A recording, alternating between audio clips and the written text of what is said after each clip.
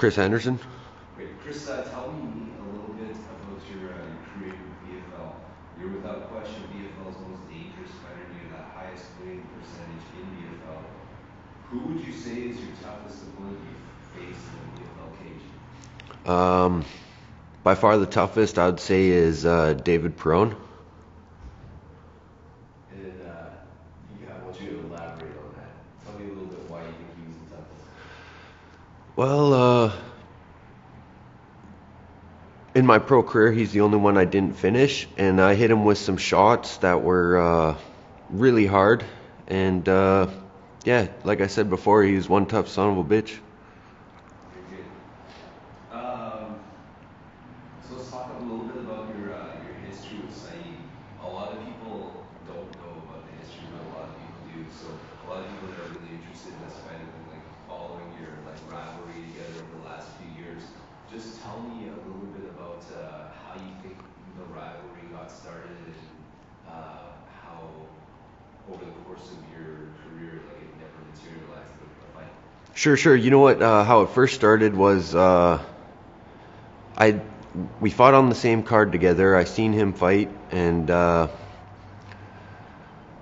ended up calling him out. Like I was just starting out. I think he had a title at the time, and I was just looking for a big fight, and it was just an opportunity.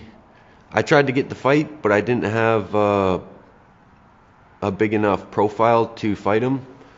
So by doing some trash talk, I was trying to bait him into taking a fight with me, and it all started from there. Cool. Tell me about like some of the things that you guys like said. Did it go back and forth, or was he just? Yeah, it was definitely back and forth. Um, it started off with me saying something, he would respond, and then I would come back, and it's been going on for 4 years now. Yeah. And you guys have been making like videos and stuff to respond to each other. Maybe just tell me about like how that sort of evolved. Okay, what happened was I was looking for a fight back in 2014, I think it was. I was having trouble finding an amateur opponent, and I politely called him out. Said, we had some history. Let's make the fight happen. And he responded with a video talking mad trash. So that opened the door for me to start talking trash on him. And yeah, then that fight ended up falling through last minute. And since then, we've had some weird run-ins. Sometimes it's weird. Sometimes he's nice to me. Sometimes he talks trash. I'm not too sure what to expect out of the guy. How about like facing some of his previous opponents? I mean, his training partners. So over the course of the year, I mean, the last like 4 years, you faced three of his training partners, and probably you beat all of his training partners actually. So you beat Kiraj, you beat Mike Pritz, and you also beat Curtis a couple times. What do you think is going through his head every time he sees you like competing against his training partners and stuff, and he sees you beat guys that he's like putting in all this time to like help beat you? Sure, I bet it gets under his skin a little bit. I see him mad dogging me when he walks his friends out, and I've seen him beat a couple of my training partners too, so I know how that feels. Good. So you know and watched him throughout his career. His only loss was to David Kennedy, who's primarily a jiu-jitsu fighter.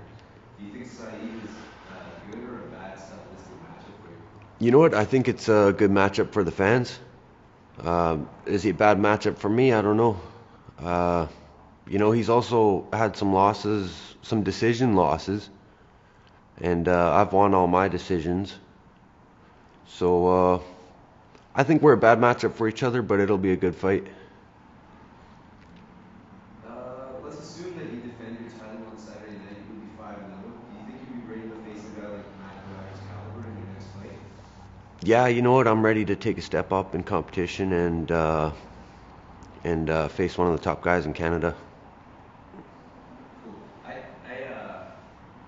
You mentioned in your interview before, like Harriet facing Kayash, that you thought Harriet would win, and you said the same about Harriet when he was fading. fighting Ash. Who do you think would win if Harriet was to face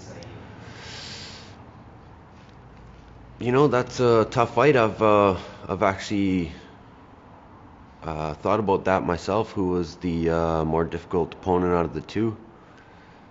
And I don't know. I think that's a really close fight. But based on I seen a comment say he left. He called Harriet his older brother. So I'm assuming that means he big brothers him in the gym. So maybe I give the edge to Harriet. Uh, Before BFL42, you mentioned that Harriet's wrestling will be a non-factor. You're gonna make him stay with you. Is that the game plan? You make Saeed stand up and bang with you instead also? Well, no, I'm a complete martial artist. I'm not just gonna stand with someone. I think it's gonna be up, down, everywhere, and I'm gonna look to beat him in all areas. Do you think it's foolish for Saeed to take this fight? He lacks pro experience, or do you think he deserves this title fight? You know what? Even though Saeed hasn't had a pro fight, he's probably one of the more dangerous opponents in the welterweight division. We've seen him in the amateurs dominate from 55 up to 205. Top amateur in Canada. I think this is a super fight. Just because he doesn't have the pro experience doesn't mean he's not dangerous.